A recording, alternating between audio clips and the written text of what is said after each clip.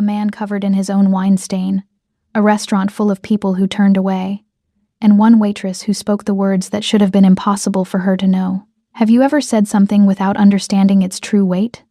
Le Miroir didn't just serve food, it served status, wrapped in white tablecloths and crystal that caught the light like diamonds. The kind of place where a single reservation could take 6 months, where the waitstaff moved like shadows, and where certain tables and certain corners were always kept empty. Until he needed them, Chairman Kwan entered through the side entrance that Thursday evening, and the restaurant's pulse shifted. Not stopped.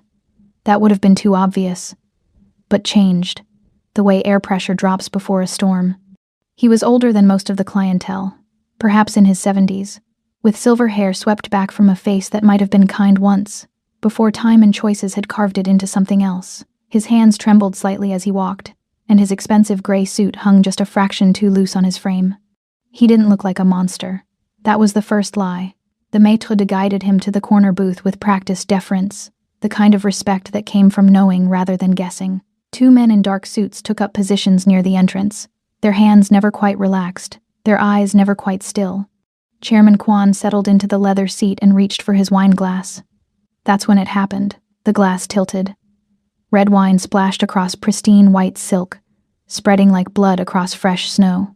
His hand jerked back, trembling worse now, and something flickered across his face. Not embarrassment, fear. The restaurant pretended not to notice. Conversations continued at the exact same volume.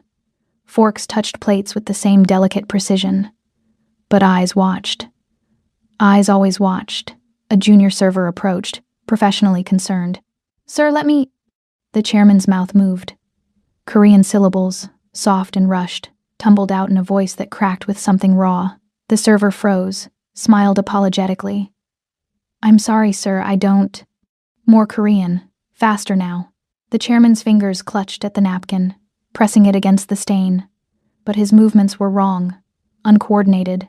His breathing quickened. The maitre d' appeared, diplomatic smile in place. "Sir, if you'll allow us to." He gestured toward the exit, the suggestion clear. The drunk old tourist act had worn out its welcome. The security guard materialized, all 240 pounds of him, hand already extended toward the chairman's shoulder. That's when the chairman went rigid. His eyes widened, pupils dilating. His whole body locked into absolute stillness, the kind that came from trauma, from muscle memory of survival. The guard's fingers were inches away. "Don't touch him." Every head in the vicinity turned.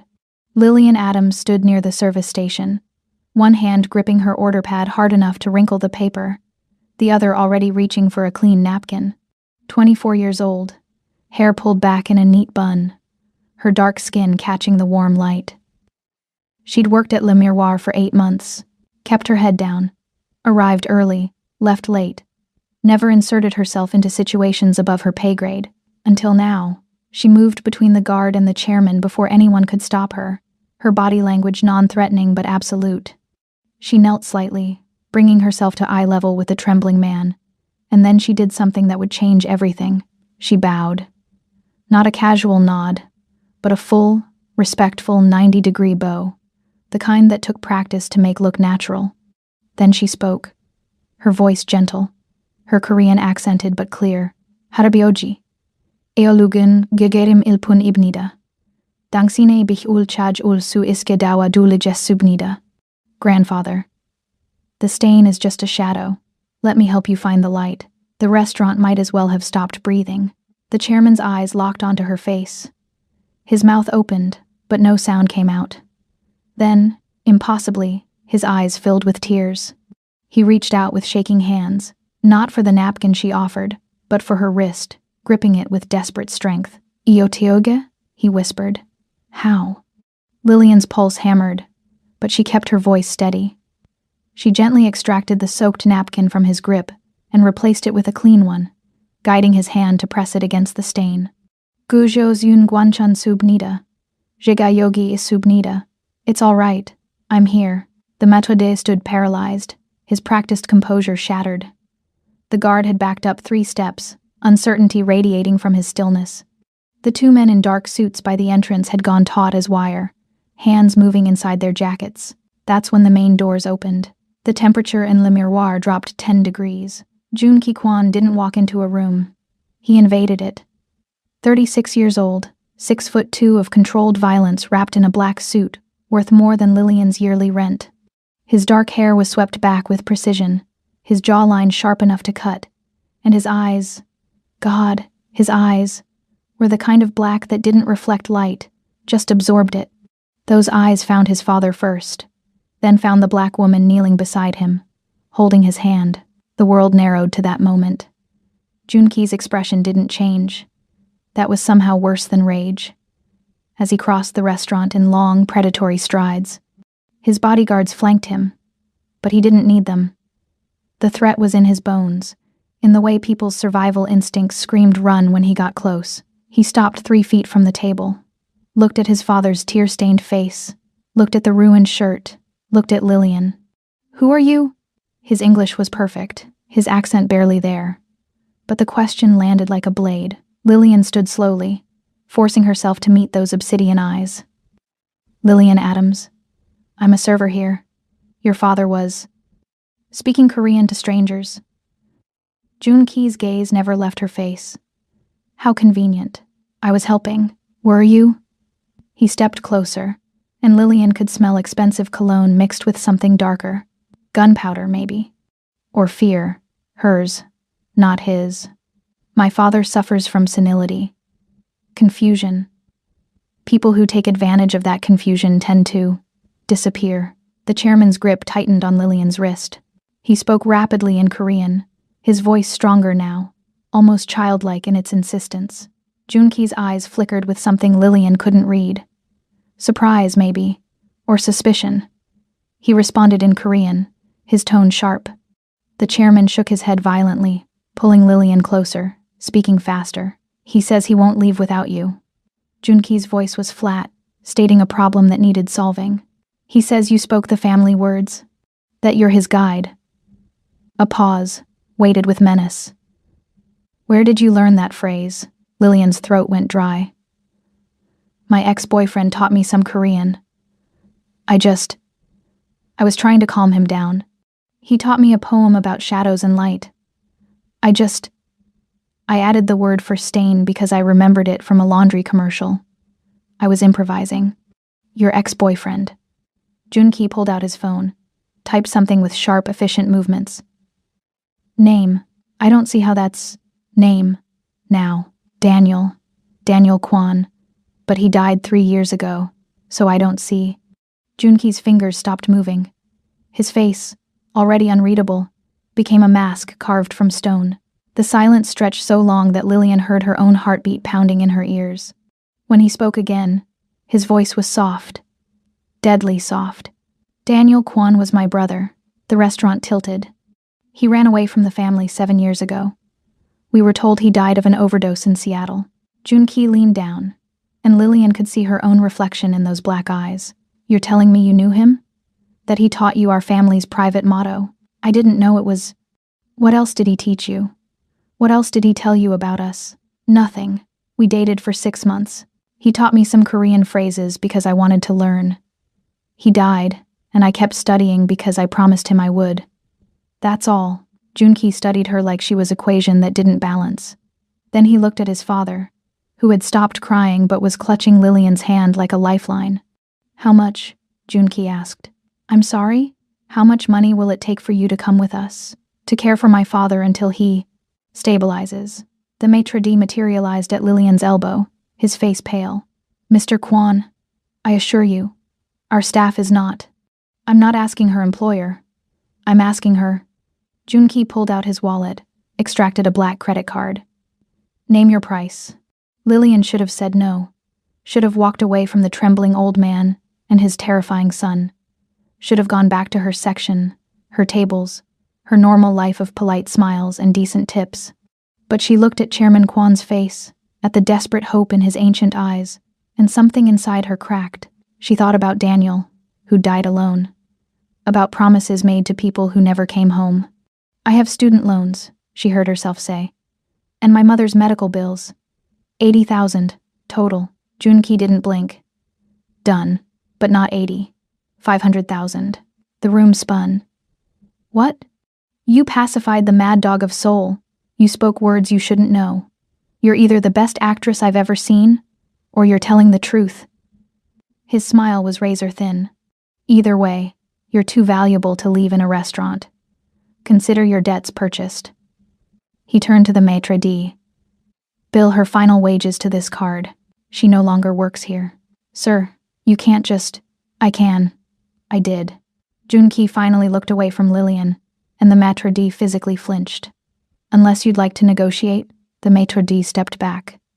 No, sir. No negotiation necessary. Lillian's head spun. I need time to think. No. Junki gestured to one of his men, who approached with a tablet. A contract appeared on screen, dense with legal text. You think while you read. Sign here. You'll live in our family home, care for my father, and in return, every debt you have disappears. Refuse, and you walk out that door right now with nothing. He leaned close enough that she could feel the heat of him, could see the tiny scar above his left eyebrow. But my father won't let go of your hand. And when I have to forcibly remove you, he'll spiral. So really, Miss Adams, the question is, how much is your conscience worth? It was blackmail dressed as opportunity, a cage painted gold. Lillian looked at the contract, at the chairman, who watched her with desperate, ancient eyes. At her own reflection in the tablet's dark screen, she signed. Junki's smile was victorious and joyless.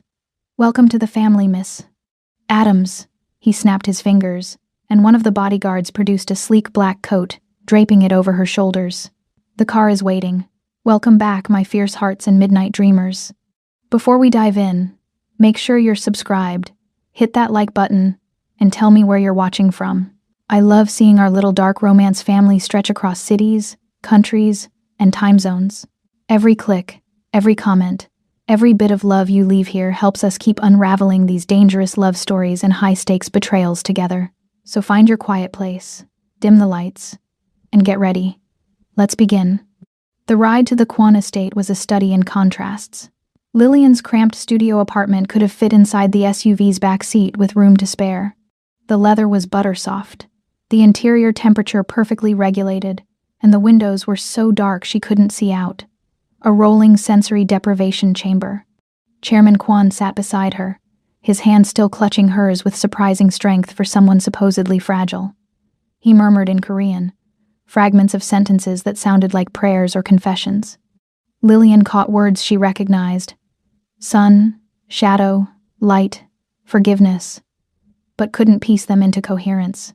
Junki sat across from them, silent, watching, always watching. His gaze felt like a physical weight on her skin, and she found herself hyper-aware of everything, the way her uniform shirt pulled across her shoulders, the rapid pulse at her throat, the silver locket hidden beneath her collar. She touched it through the fabric, a nervous habit. Junki noticed. Of course he noticed. What's that? A locket. It was a gift. From Daniel. Not a question.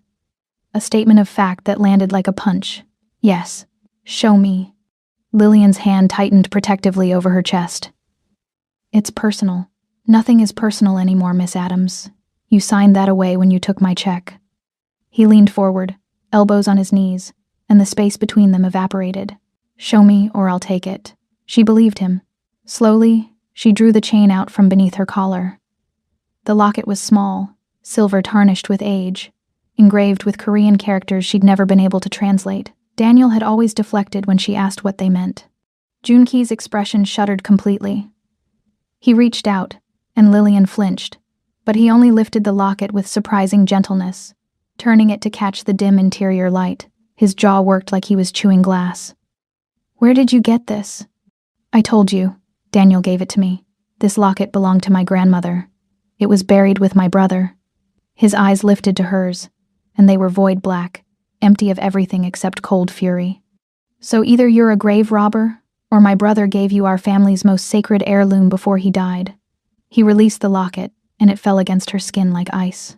Which means he trusted you. Loved you, maybe. His voice dropped to something barely audible. That makes you either very dangerous or very useful. I haven't decided which. He leaned in close, his voice barely a breath. Hide it. Under your shirt. If my father sees that silver, he'll kill you before we reach the bridge. Keep it hidden, Lillian. Always.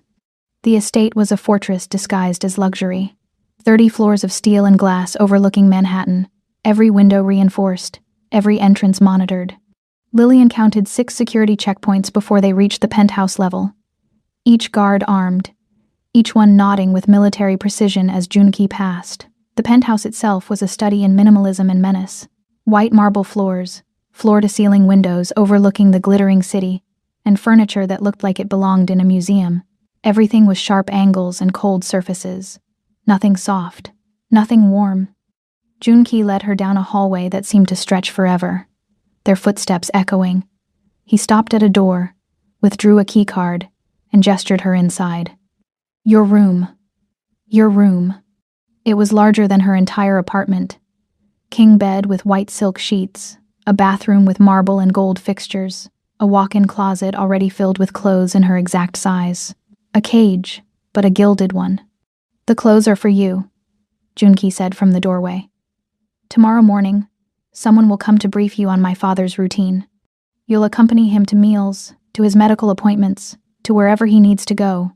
You will not leave this building without my permission. You will not contact anyone from your previous life. You will not speak to the other staff about family business. He paused, and something almost like regret crossed his face. And you will not try to escape. Why not? He pulled the door closed, and she heard the lock engage from the outside. His voice came through the wood, muffled but clear. Because I'm not ready to decide what to do with you yet. Lillian stood alone in her beautiful prison, the check still clutched in her hand, and wondered if Daniel had felt this same trapped, suffocating fear before he died. Morning came with a soft knock. Lillian jolted awake in the too-soft bed, disoriented by silk sheets and the absence of traffic noise. For a moment, she forgot where she was. Then memory crashed back, and with it, the weight of her new reality. The knock came again. Miss Adams? I'm here to help you prepare for the day. A woman stood in the doorway, mid-50s, Korean, her face professionally neutral. She introduced herself as Mrs. Song, the estate manager, and proceeded to explain the household rules with clinical efficiency. The estate doctor will visit you within the hour for a mandatory health screening and blood draw.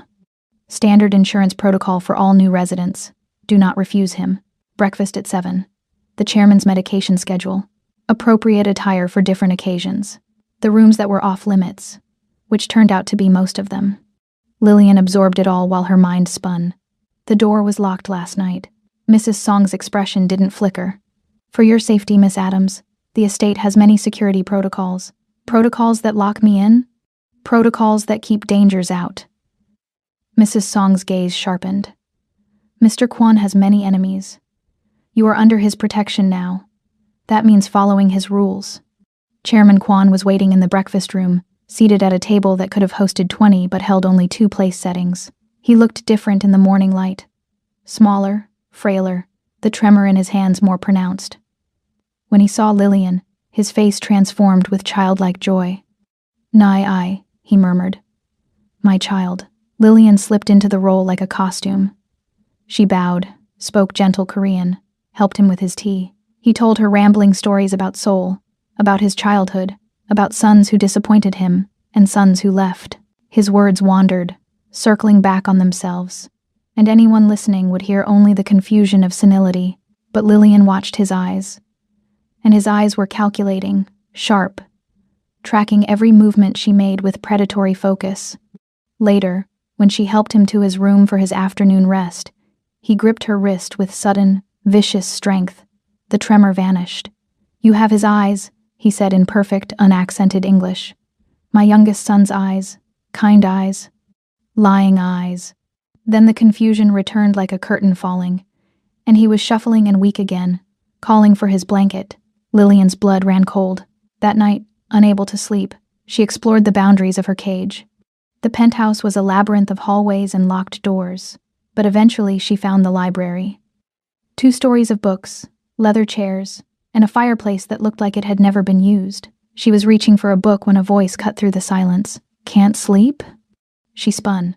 Junki stood in the doorway, jacket gone, shirt sleeves rolled to his elbows, revealing forearms corded with muscle and marked with scars. He held a crystal tumbler of amber liquid, and his hair was slightly disheveled, like he'd been running his hands through it. I'm not used to this. Lillian gestured vaguely at the opulence around them. No, you're used to struggling. He moved into the room, and Lillian found herself backing up until her spine hit the bookshelf. He noticed, and something predatory flickered in his expression. You're afraid of me again. I thought we were past that. We're not past anything. You bought me. I bought your debts. There's a difference. He took a sip of his drink, eyes never leaving hers. Though I admit, the line is blurry. Why am I really here, Junki? Because my father won't let you go. No. The real reason. He set his glass down on a side table, and suddenly he was moving toward her. Each step deliberate, giving her time to flee.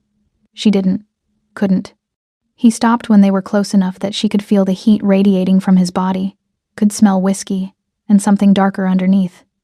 Rage, maybe, or hunger. You want the truth? His voice dropped to gravel. My father is playing a game I don't understand. You're a piece on a board I can't see, and I hate not knowing the rules. His hand came up, and Lillian's breath hitched, but he only reached past her to pull a book from the shelf. His arm brushed her shoulder, and electricity arced between them. But every time I see you with him, I feel something I haven't felt in years. What? He looked at the book in his hand, leather-bound, Korean poetry, and something vulnerable cracked through his armor. Relief. Like maybe there's still something in this family worth saving. He handed her the book, and their fingers touched. Neither pulled away. Daniel used to read from this. He was the only one of us who still believed in beauty. Lillian's throat tightened. He talked about you. Not by name, but...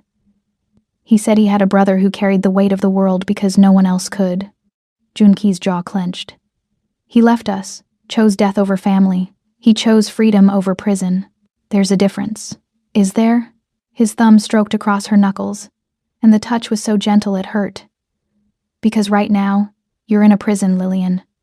A beautiful one, but still a cage. And I'm the warden.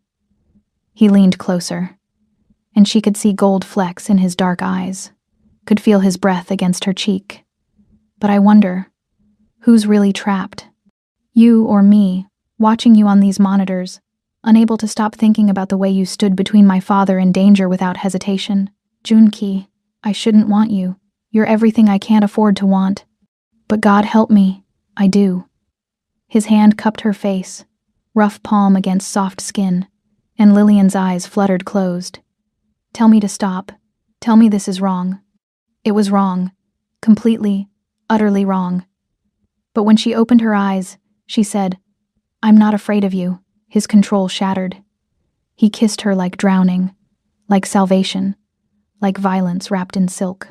His mouth claimed hers with bruising intensity, and Lillian met him with equal ferocity, her hands fisting in his shirt, pulling him closer. He groaned against her lips, backing her harder against the bookshelf, and the poetry book tumbled to the floor, forgotten. Then he wrenched himself away, breathing hard, eyes wild. This is a mistake. Then why did you kiss me? Because I'm damned either way. He picked up his abandoned drink, drained it in one swallow. Go to bed, Lillian. Before I do something, we'll both regret. She went, but sleep was impossible. She lay in the dark, fingers touching her swollen lips, and wondered if Daniel had warned his brother about her, if that's why Junki fought his attraction with such desperation. Across the estate, in a room Lillian had never seen, Chairman Kwan sat in front of a bank of monitors. He watched his son pace the library like a caged animal, watched the waitress toss in her bed, unable to rest. He smiled, and the senility vanished completely from his eyes. Found you, he whispered to the image of Lillian's locket, frozen on screen. Now let's see if you survive what comes next. 3 weeks passed in a strange, suspended reality. Lillian cared for the chairman during the day, listening to his rambling stories, helping with meals, watching him play the role of confused elder with unsettling perfection. And at night, she avoided Junki with equal determination, though she felt his presence everywhere, a gravity well pulling at her even through walls, until the night he appeared at her door at midnight, dressed in a full tuxedo, holding out his hand. "Come with me." Lillian stood in her sleep shirt and shorts, confusion warring with something dangerously close to anticipation. "Where?" "Somewhere my father's eyes can't reach." His expression was unreadable. "Trust me, just this once." She shouldn't have. But she took his hand. The rooftop garden was a secret Eden, 30 floors above the city's chaos. Fairy lights strung between trellises, exotic flowers blooming despite the season, and a view that made Manhattan look like scattered diamonds on black velvet. A table was set with silver and crystal, candles flickering in the breeze. "What is this?" Lillian breathed. "An apology. For the cage. For the monitors. For stealing your life." Junki pulled out her chair, and when she sat, he leaned close enough to whisper against her ear. "For wanting you when I have no right." The meal was intimate, charged with unspoken tension. He asked about her childhood, her mother's illness, the dreams she'd abandoned when reality intervened. And slowly, impossibly, the terrifying Mafia boss dissolved into something more human. A man who'd inherited an empire at 19 when his father declined, who'd made choices that haunted him, who carried scars both visible and not. "I never wanted this life," he admitted, wine loosening his carefully guarded words. "But Daniel ran, and someone had to hold the kingdom together. So I became the monster our father trained me to be." "You're not a monster. You don't know what I've done, Lillian. The people I've hurt, the orders I've given." His hand found hers across the table. "But when I'm with you, I remember what it felt like to be human." That's when he stood, pulling her gently to her feet, and led her to the rooftop's edge. The city sprawled below them, a living thing of light and shadow. "There's trouble coming," Junki said quietly. "Federal trouble. They've been building a case against the family for years, and they're close to making moves." He turned to her, and his eyes held something she'd never seen before. "Fear. If you testify against me, even unknowingly, everything falls apart. I wouldn't." "I know, but I need to make sure." He took both her hands, and his grip was gentle but desperate. "Marry me, Lillian." The world tilted. "What?" "Marry me. Be my wife. Let me protect you the only way I know how." He pulled a ring from his pocket, a black diamond set in platinum, dark as his eyes, as the secrets that bound them. "I'm not asking for love. I'm asking for survival. Yours and mine." It was insane. Impossible. Everything about this was wrong. The speed, the circumstances, the man himself. But Lillian looked at his face, at the vulnerability he was offering like an open wound, and heard herself say, yes. The wedding was a quiet affair in the estate's chapel, witnessed only by Mrs. Song and 2 guards who Junki trusted with his life. Lillian wore a dress that appeared in her closet, white silk that clung to her curves, elegant and understated. Junki wore black, as always, but his eyes when he saw her held something close to reverence. The vows were traditional, spoken in English and Korean. When the officiant said, "You may kiss the bride," Junki cupped her face with both hands, thumbs stroking her cheekbones, and kissed her with devastating tenderness. This wasn't the desperate, hungry kiss from the library. This was a promise, a claim, a surrender. The wedding night began with champagne and low lighting in the master suite, a room Lillian had never entered before. Floor-to-ceiling windows overlooked the city, and the bed dominated the space, massive and draped in silver silk. Junki poured 2 glasses, handed her one. Their fingers brushed, and neither pulled away.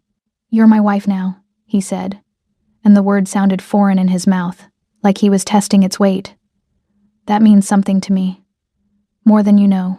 What does it mean to you?" He set down his glass, moved closer. "It means you're mine, and I don't share." His fingers found the zipper at her back, pulled it down with agonizing slowness. The dress whispered to the floor, pooling at her feet, and his breath hitched.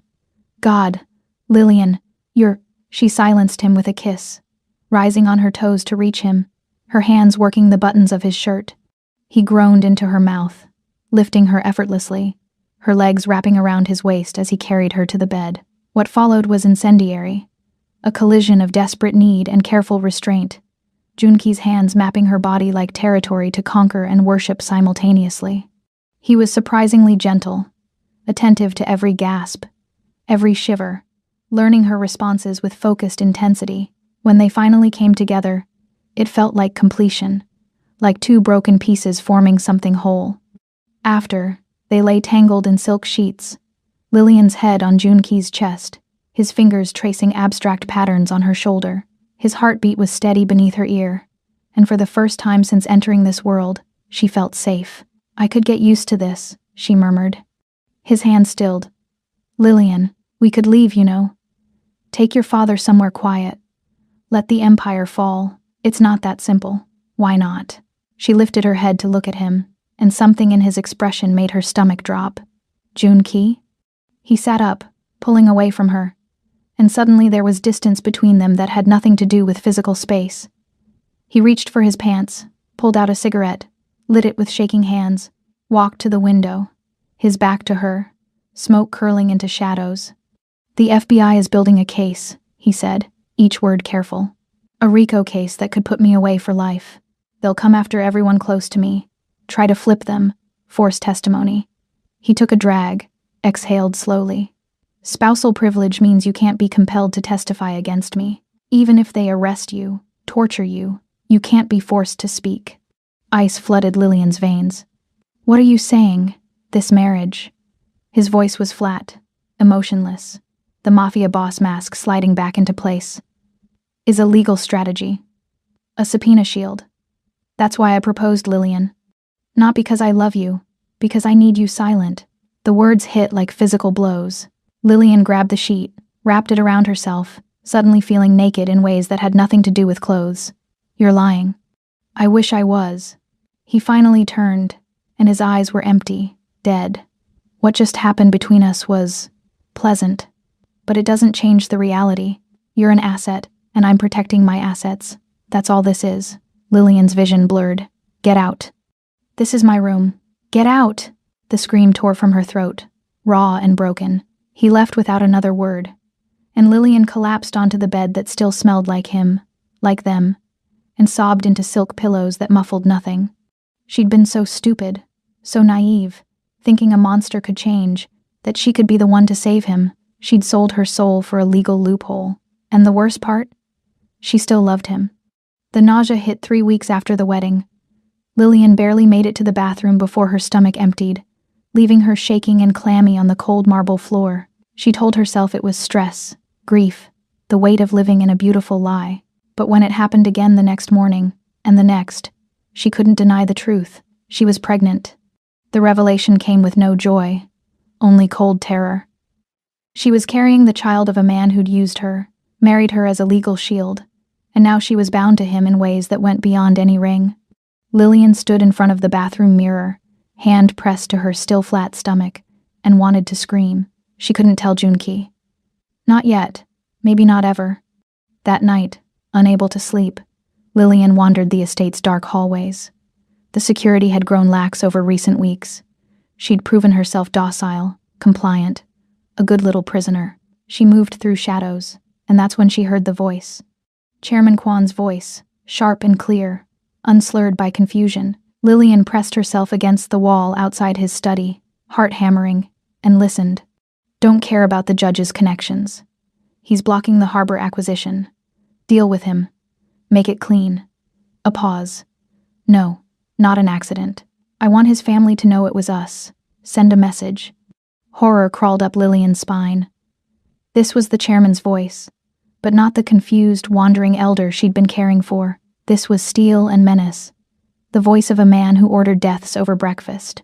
"And the FBI investigation?" The chairman continued. "Let them come. My idiot son married the girl, just as I knew he would. Spousal privilege is in play. They have nothing." Lillian's breath caught. She'd been part of the plan all along. The girl doesn't suspect. She thinks I'm senile, that she's here out of kindness. Foolish child, a dark chuckle. But she serves her purpose, speaking the motto, carrying the locket. She's the perfect bait. My youngest son's last gift before I disposed of him. The room spun. Disposed of him. Not overdosed. Disposed. Lillian backed away from the door, hand clamped over her mouth to muffle her gasping breaths. She needed to run, to escape, but her body wouldn't obey. frozen in the hallway like prey before a predator. She made it back to her room, locked the door, and spent the rest of the night planning an escape that had no exit. Morning brought the chairman's routine: breakfast, medication, gentle conversation. Lillian played her role, smiled and bowed and spoke soft Korean, all while her mind screamed.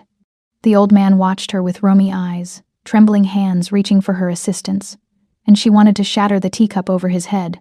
"Such a good girl," he murmured, patting her hand. "My spirit guide, my light in the darkness." Later, when she helped him to his room for his afternoon rest, he gripped her wrist, not with the vicious strength from before, but gentle, almost paternal. "You're pale, my dear. Are you well?" "Just tired, Harabioji." His eyes sharpened. "Just for a moment. You should rest more. Take care of yourself. You're eating for two now." Ice water in her veins. "What?" The confusion returned like clouds covering the sun. What did I say?" He looked around, bewildered. "Where is my tea?" "I asked for tea." Lillian fled. She locked herself in her bathroom, pulled up her shirt, stared at her flat stomach in the mirror. He couldn't know. It was impossible. She'd only just realized herself, unless he'd been monitoring her that closely. Watching everything. The knock on her bedroom door made her jump. "Miss Adams? The chairman wishes to see you in his study." Lillian's hands shook as she dressed, prepared herself for whatever horror waited. She walked to the study like a condemned woman to the gallows, and when she entered, the chairman sat behind his massive desk, the picture of confused elderly man. Except his eyes. His eyes were predator sharp. "Sit." "Not a request." She sat. "You're carrying my grandchild."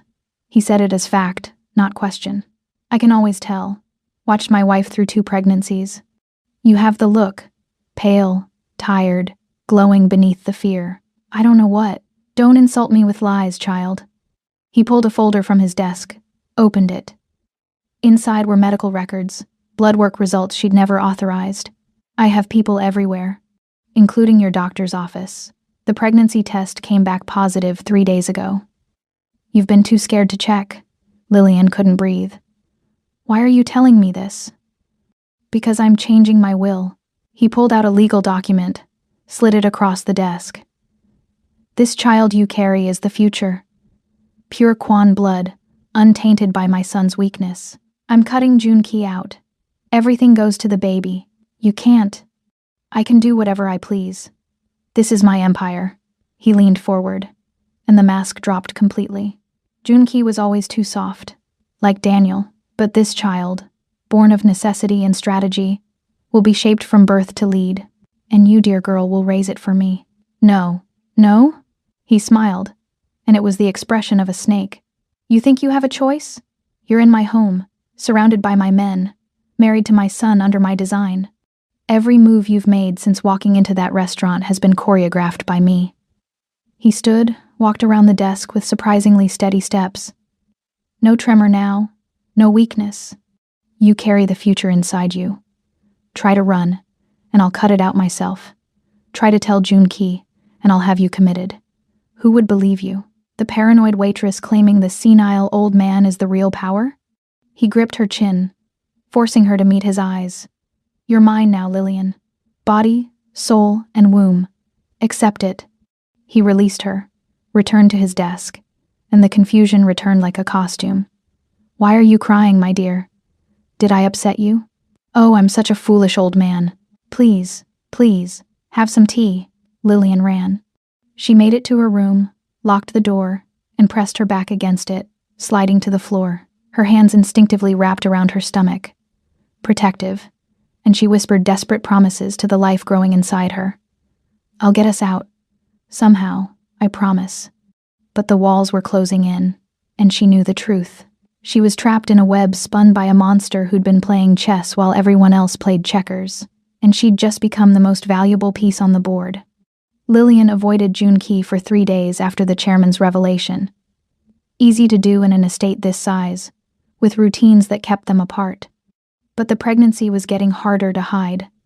The exhaustion, the nausea, the way she unconsciously touched her stomach when she thought no one was watching.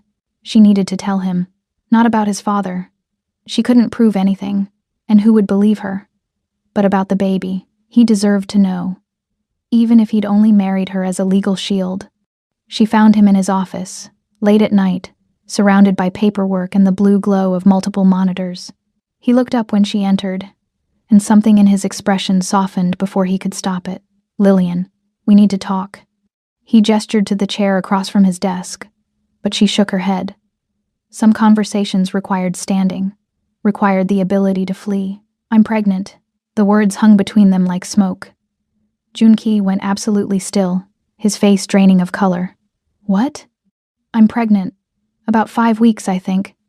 Her hands twisted together. "I know this complicates everything. I know the marriage was just—" "Stop."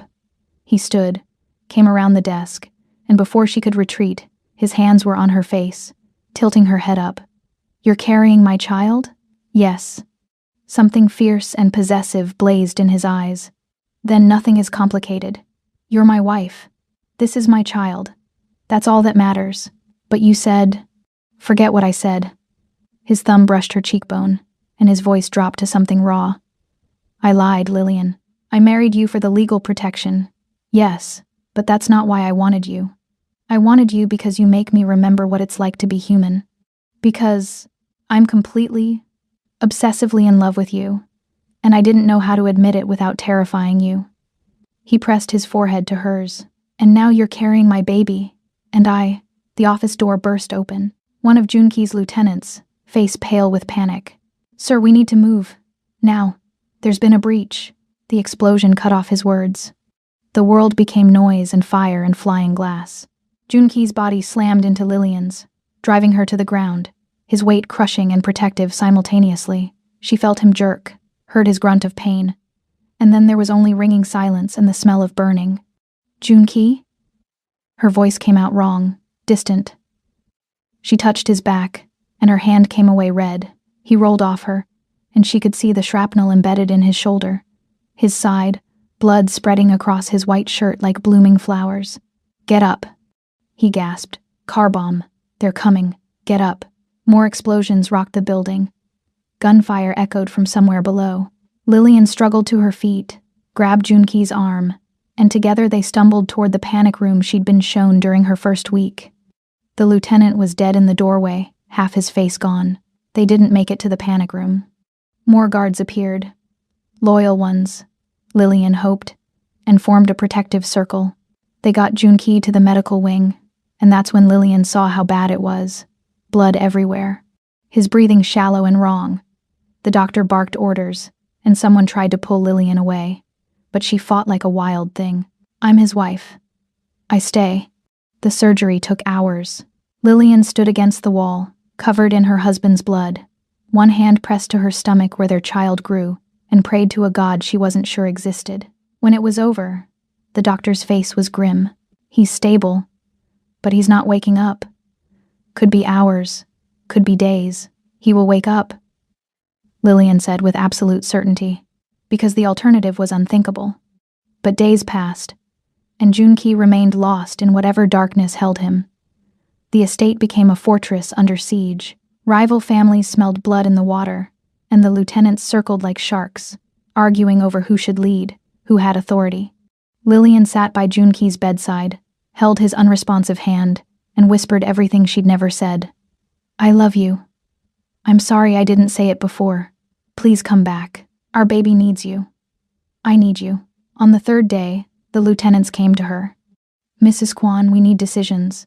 The harbor deal, the federal investigation, the territories. Handle it," she said without looking away from Junki's face. "With respect, you're just the wife. You don't have authority."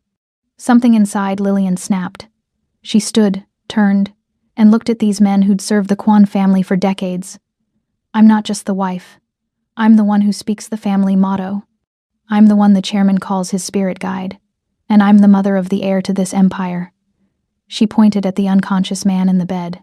"You will handle your duties, or I will find people who can. Am I clear?" She looked at the lieutenant named Lee. "And for those who betray this family, follow the standing protocols. I don't care how harsh they are. Execute the penalty." They left, chastened. That night, The chairman appeared in the doorway. The mask was gone. He looked at his unconscious son with something that might have been regret in a man capable of such emotion. "Who did this?" Lillian demanded. "One of my lieutenants." He thought with Junki gone, he could take control. The chairman smiled. "He was wrong. I've already had him dealt with." "You mean killed?" "I mean dealt with." He looked at her, and his expression was almost fond. "You're stronger than I thought. Good. You'll need that strength for what comes next. Which is, my son will wake up, and when he does, he'll go to war. The question is, will you be his weapon or his weakness?"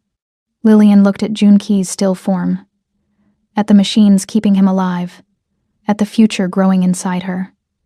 "I'll be whatever he needs me to be." The chairman's smile widened. "Good girl." 2 days later, Lillian learned the lieutenant's name. Lee. He'd been with the family for 20 years, trusted, reliable. The chairman had his body dumped in the harbor with a sign around his neck. For betraying the Kwon family, Lillian had ordered it, and she felt nothing. The girl who'd been a waitress just months ago was gone, burned away in fire and blood. In her place was someone harder, someone who could look at death and not flinch, someone who could survive in this world. When Junki finally woke on day 7, his first word was her name. His second was, "The baby? Safe," she promised, and kissed him like he was oxygen. "I heard you," he murmured against her lips. "When I was under, I heard everything you said. Then I know you love me, and I know you ordered Lee's execution." His eyes held hers. "I'm proud of you, and terrified for you, because once you cross that line, Lillian, there's no going back." She thought about the girl she'd been, serving wine to people who never saw her. She thought about Daniel's locket, about promises made to the dead, about the life growing inside her that needed protection. "Good," she said. "I don't want to go back." 2 months of slow, agonizing recovery, and Junki was finally back in meetings, running the empire from his bed when the doctors wouldn't clear him for walking. Lillian stayed close, played the devoted wife, all while feeling the pregnancy symptoms intensify. The baby was 14 weeks now, a small secret growing larger every day. She was reviewing the harbor contracts, because apparently she reviewed contracts now. When Junki woke from his afternoon nap, she moved to his side immediately, helped him sit up, adjusted his pillows. He caught her hand, pulled her down for a kiss that started gentle and quickly became something more desperate. "The doctor said no strenuous activity," she murmured against his mouth. "The doctor can go to hell." His hand slid to her waist, and she winced. He pulled back immediately. "What's wrong?" "Nothing, I'm just—" But his hand was already moving, finding the small swell of her stomach that was becoming impossible to hide. His eyes widened. "You're showing, a little." He stared at her stomach like it held the secrets of the universe. And then he did something that broke her heart. He smiled. Actually smiled, real, and unguarded, and beautiful. "We're really having a baby. We really are." He pulled her down onto the bed beside him, careful of his injuries, and wrapped around her protectively. "I'm going to be a father. You're going to be a mother. We're going to—" The bedroom door opened. The chairman stood there, lucid and sharp. "Junki, we need to discuss the federal situation." "Not now, father." "Yes, now." The old man's eyes flicked to Lillian, and she saw the calculation there. "Unless you'd rather discuss it in front of your wife?" Junki's jaw tightened. "Give us a moment." Lillian rose, kissed his forehead, and left them to their dark business. But she listened at the door, because she'd learned that survival meant knowing everyone's secrets. "The FBI is moving faster than anticipated," the chairman said. "They'll make arrests within the month. You need to prepare." "I am prepared." Lillian can't testify. "No, but she's becoming a distraction. You're soft around her. Weak. I need you focused. She's my wife, the mother of my child. She's a liability." The chairman's voice dropped to something cold. "Handle it, or I will." Lillian backed away from the door, heart racing.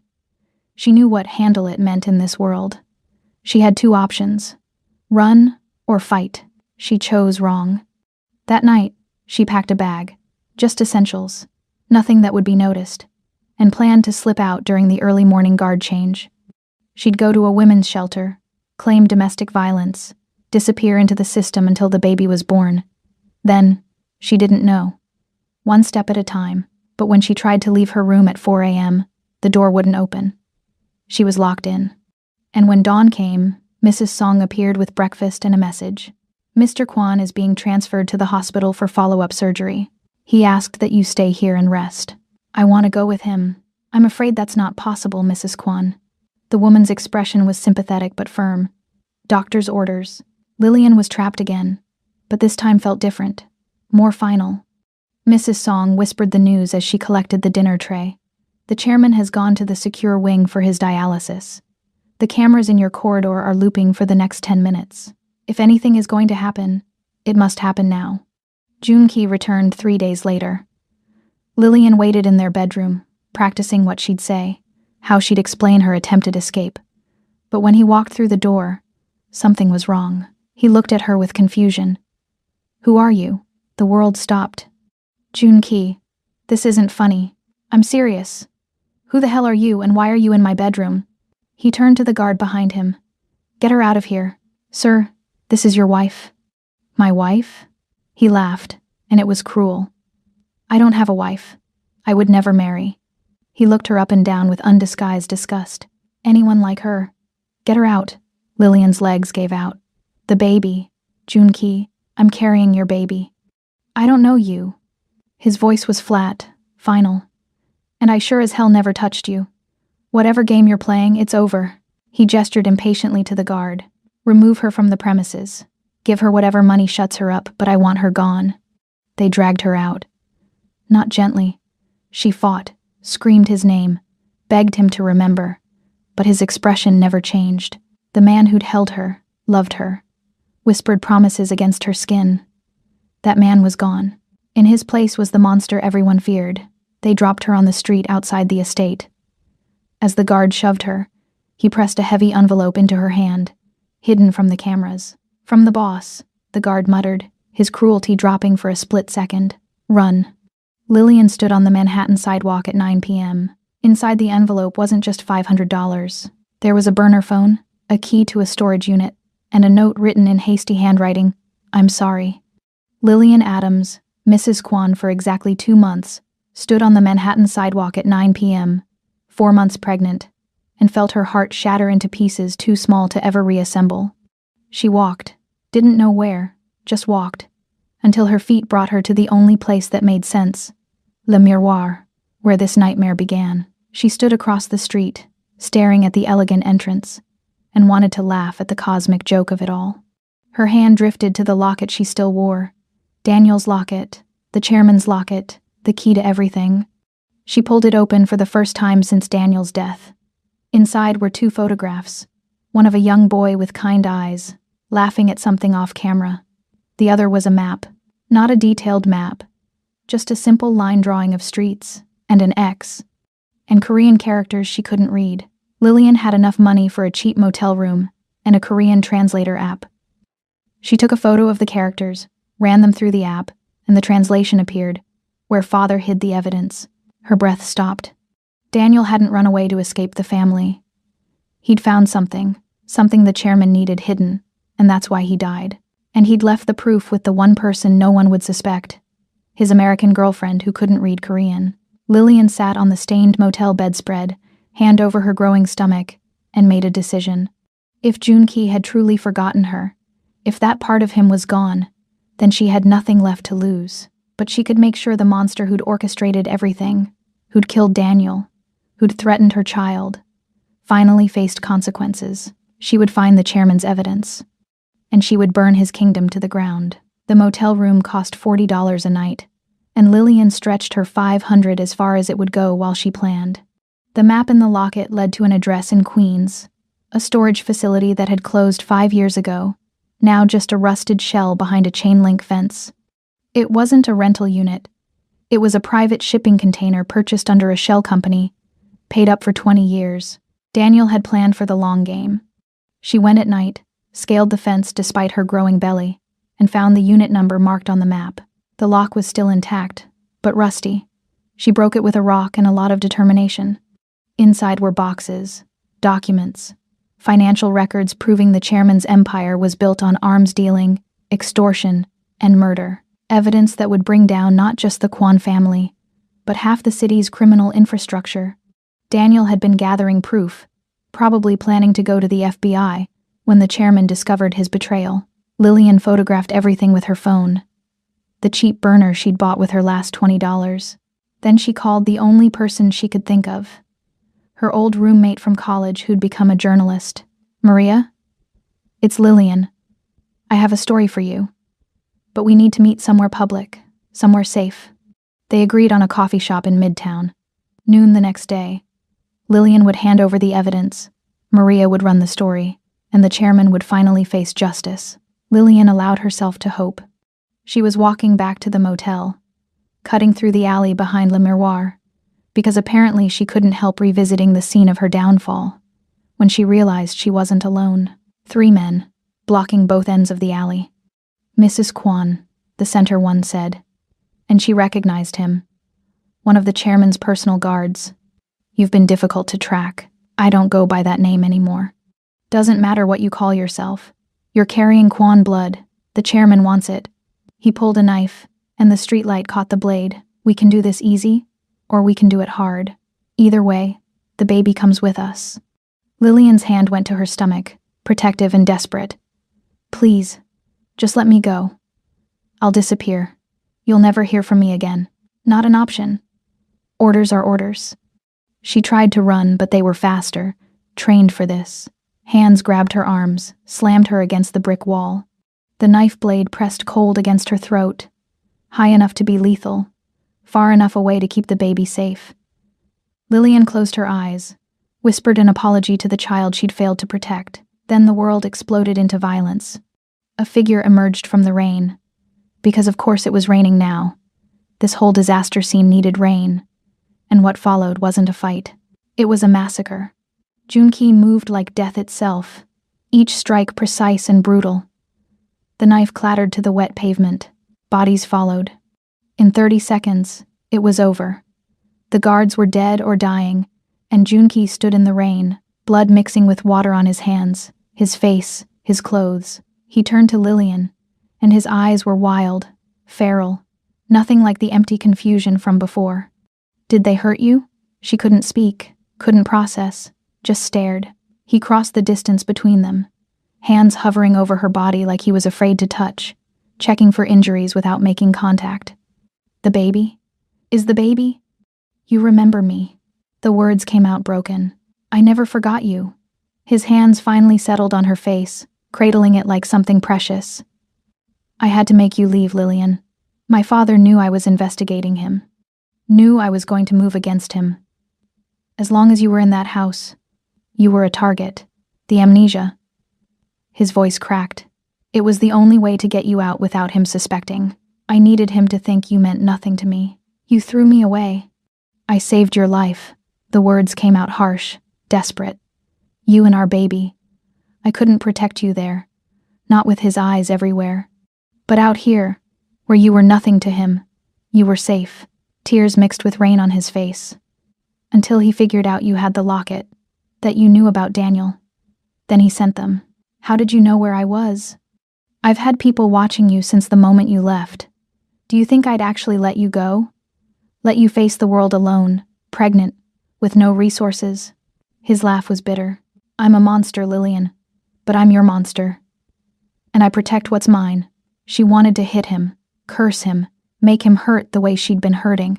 Instead, she kissed him with all the rage and relief and love that had been tearing her apart.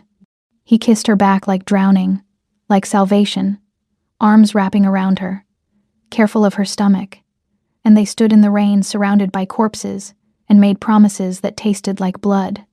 "We're ending this," Junki said against her mouth. "Tonight. My father's reign ends tonight. I have evidence, everything Daniel collected." "I know. I've been building my own case for months." He pulled back enough to look at her. "But evidence brings FBI, lawyers, trials. That's not how this family works." "Then how?" His smile was blade sharp. "We take it all. Every territory, every lieutenant, every connection. We don't destroy the empire, Lillian. We claim it. Together." She thought about the girl who'd served wine, who'd been kind to trembling old men, who'd believed in redemption. That girl was dead, murdered in an alley behind a restaurant that never knew her name. What do I have to do? The Kwan estate at midnight was a different beast.